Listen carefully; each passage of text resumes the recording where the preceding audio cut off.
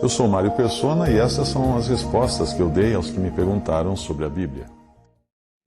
E agora é importante entender duas coisas que são distintas. Uma é o julgamento para condenação. Outra é o julgamento para lavratura da sentença.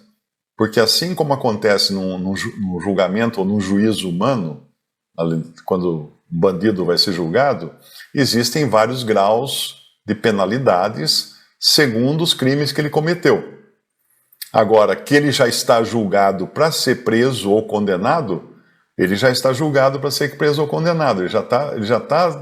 A sua liberdade já foi tolhida, já foi tirada dele. Agora é só uma questão de se ele vai ficar 200 anos ou 300 anos na cadeia. Mas a questão do ser humano está resolvido lá em João capítulo 3, versículo 17, que diz assim: porquanto Deus enviou o seu Filho ao mundo, não para que julgasse o mundo, mas para que o mundo fosse salvo por ele. Mundo aqui, entenda que não é o planeta, mundo é o conjunto da humanidade, ok? Quem nele crê não é julgado. Eu estou lendo na versão a revista e atualizada. Quem nele crê não é julgado. Não é julgado, não passa por juízo. O que não crê já está julgado, porquanto não crê no nome do unigênito Filho de Deus. E o julgamento é este, que a luz veio ao mundo, e os homens amaram mais as trevas do que a luz, porque as suas obras eram más. Então, uma pessoa que não crê em Jesus, ela está debaixo já de um juízo que já foi determinado. Tem uma espada pairando sobre a cabeça dela, presa por um fio de cabelo, pronto para romper a qualquer momento, porque ela já está julgada.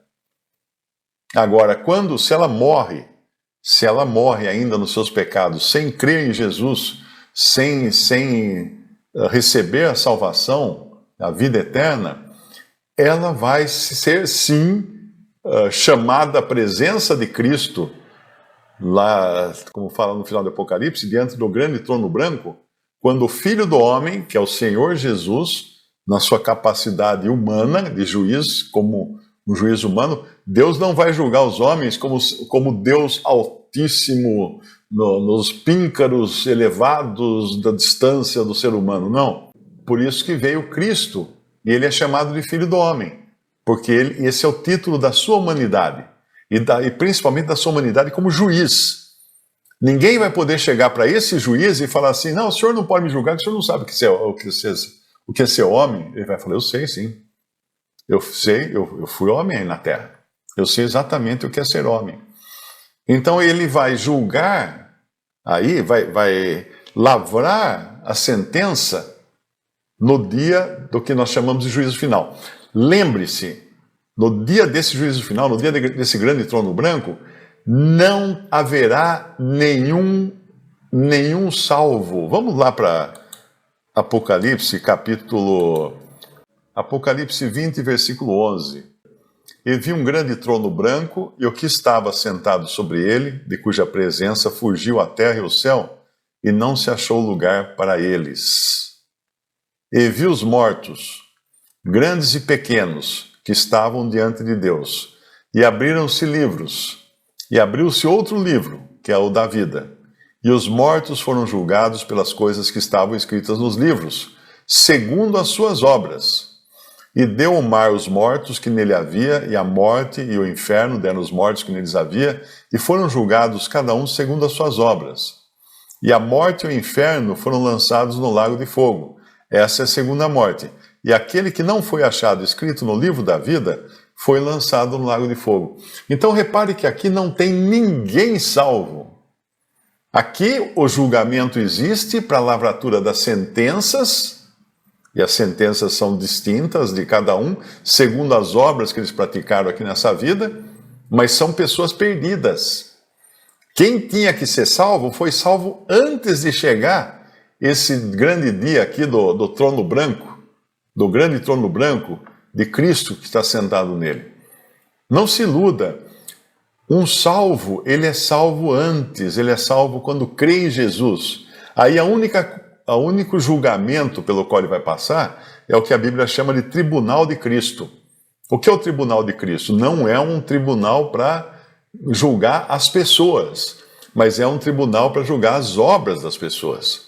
E aí, se as obras delas foram feitas em Deus, ela vai receber recompensas, galardões. Se não, as obras todas vão se queimar, mas a pessoa será salva como que pelo fogo. Sairá chamuscada, vamos dizer assim, mas salva. Então, a salvação acontece em vida, não depois da morte e muito menos no dia do juízo final. Então, isso é importantíssimo entender, porque todos nós fomos criados dentro de religiões cristãs que falavam de você tem que ser bonzinho a vida inteira, e aí no fim Deus vai pegar as suas obras, colocar numa balança, e o que pesar mais vai dizer se você vai para o céu ou para o inferno. Isso é errado, isso não existe. Isso não existe, porque nós já somos pecadores por natureza. O único destino que nós mereceríamos era o lago de fogo.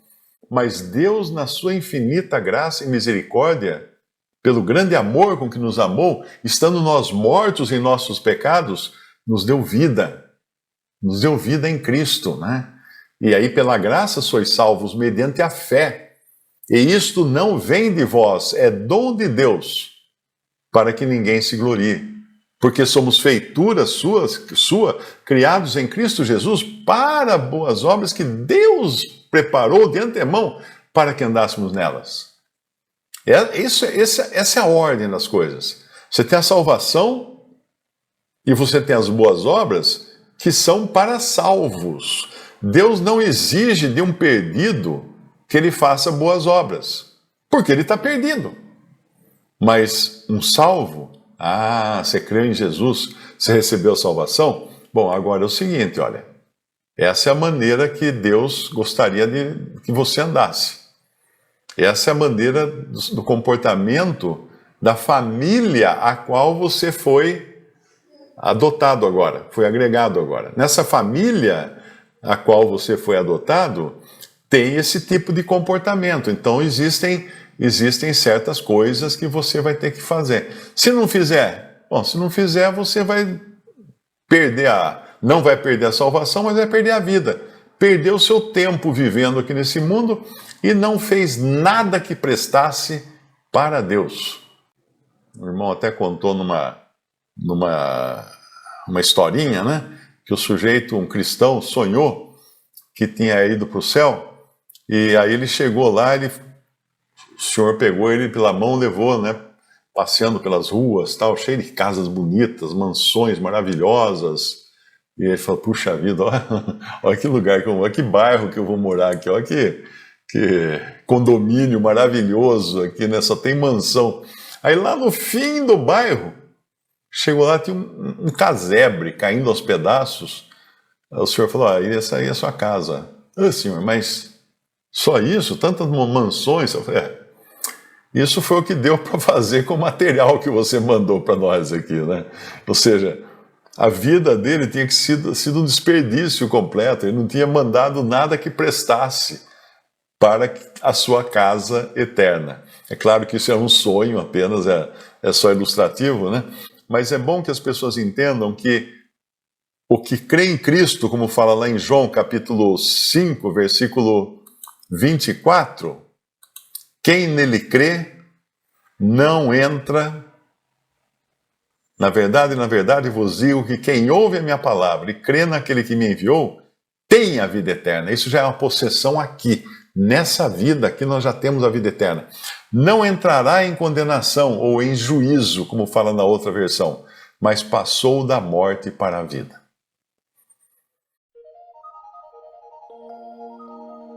Visite o canal Respondidas no YouTube. Também respondi.com.br e 3minutos.net. Baixe os livros e o aplicativo.